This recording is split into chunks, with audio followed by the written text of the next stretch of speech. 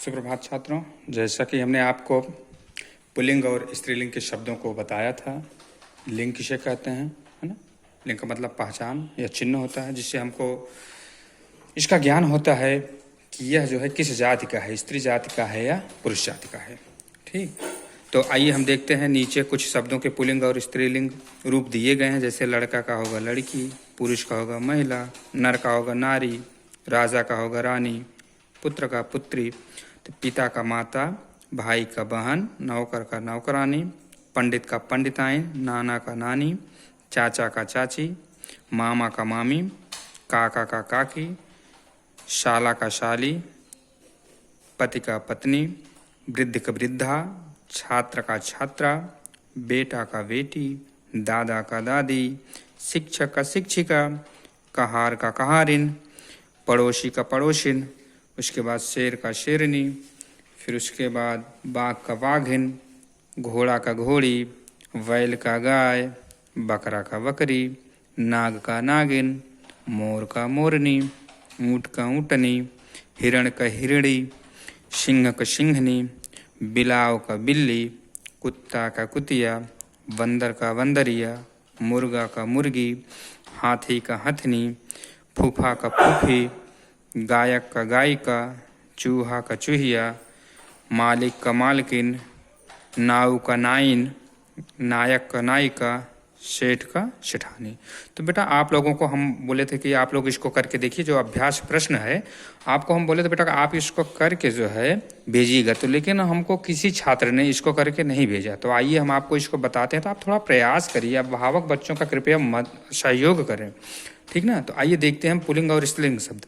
तो हाथी का क्या होगा, हथनी होगा, लड़का का लड़की होगा, घोड़ा का घोड़ी होगा, बैल का गाय होगा, मामा का मामी होगा, चाचा का चाची होगा, फूफा का बुआ या फूफी होगा। उसके बाद दूसरा प्रश्न है आपका, निम्नलिखित स्त्रीलिंग शब्दों के पुल्लिंग लिखो। तो इसमें जो स्त्रीलिंग शब्द दिए गए हैं बेटा, इसमें से आपको पुल्लिंग लिखना है। तो बिल्ली का होगा बिलाव या बिडाल, चूहिया का होगा आपका चूहा, बकरी का होगा बकरा, मोरनी का होगा मोर, मुर्गी का होगा मुर्गा, चिड़िया का होगा चिड़ा, बगिया का होगा बाघ। तो आपका तीसरा प्रश्न है बेटा, तो निम्नलिखित वाक्य सुधार कर लिखो। तो आप बताइए, तोता उड़ती है कि उड़ता है? तोता उड़ती है कि उड़ता है, बताइए। तो तोता उड़ता है। तो मछली तैरता है कि तैरती है बेटा? तो मछली तैरती है। हवा बहता है कि बहती है? तो होगा हवा बहती है। उसके बाद अगला प्रश्न है आपका, गिलहरी फुदकता है कि फुदकती है? तो गिलहरी फुदकती है। तो आइए हम आगे, ये पाठ आपका समाप्त हो गया। तो बेटा आप लोगों से, अभिभावकों से मेरा खास करके निवेदन है कि बच्चों का सहयोग करें ताकि बच्चे अच्छा कार्य करके भेजें, ठीक ना। तो आइए हम अगला पाठ देखते हैं, वचन ना। वचन पाठ 6 है। वचन शब्द क्या है, देखिए, शब्द के जिस रूप से इस बात की जानकारी मिले, कहने का मतलब जो शब्द है उससे हमको पता चले कि ये एक वस्तु है या एक से अधिक है। हाँ, शब्द के जिस रूप से हमको इस बात की जानकारी मिले कि वह एक है या एक से अधिक, उसे हम क्या कहते हैं? उसे हम वचन कहते हैं, ठीक। तो वचन कितने होते हैं हिंदी में? हिंदी में 2 होते हैं। कौन कौन? नंबर 1 एक वचन और बहुवचन।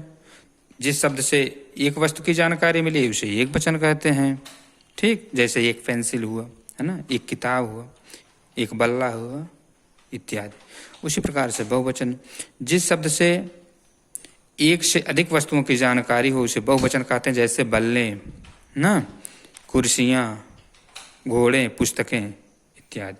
तो ठीक है बेटा। उसके बाद देखिए आपके नीचे कुछ शब्द दिए गए, आप इसको पढ़िएगा, ठीक ना। उसके बाद अभ्यास जो प्रश्न है इसको स्वयं करिए। आप अभ्यास प्रश्न को आप स्वयं करिएगा, करके भेजिएगा। जहाँ दिक्कत हो आपको, आप उसको हमसे पूछिए बेटा, ठीक ना। तो ठीक है बेटा। तो आज की क्लास यहीं पर समाप्त करते हैं। जो आपको दिया गया कार्य इसको आप पूरा करके भेजिए, ठीक ना बेटा। तो ठीक है, धन्यवाद बेटा।